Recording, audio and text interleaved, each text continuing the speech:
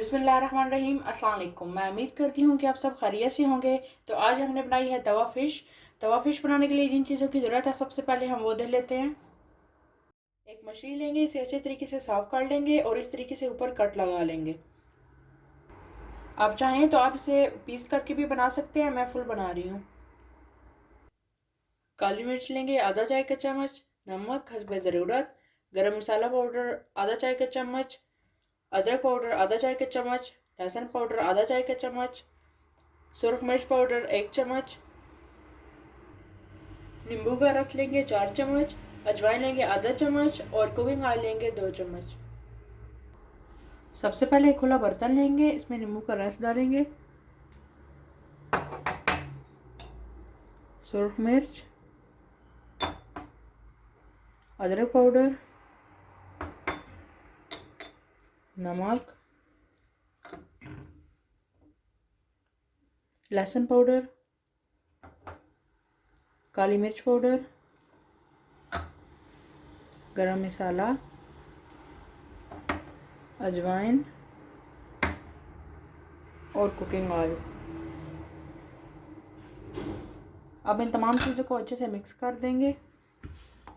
अच्छे से मिक्स हो गया, अब इसके अंदर फ़िश डाल देंगे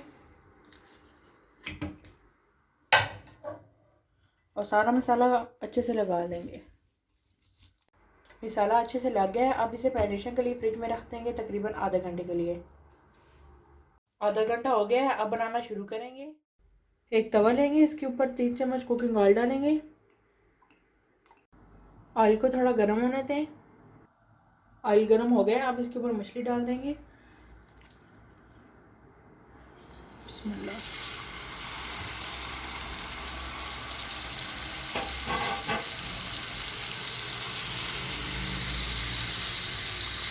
फ्लेम को हम मीडियम टू लो पर रखेंगे।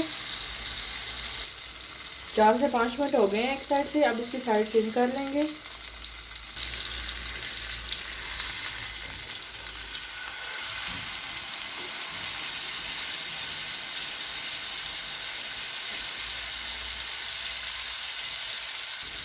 अब फ्लेम को बिल्कुल लो पे कर देंगे और 10 मिनट के लिए पका लेंगे।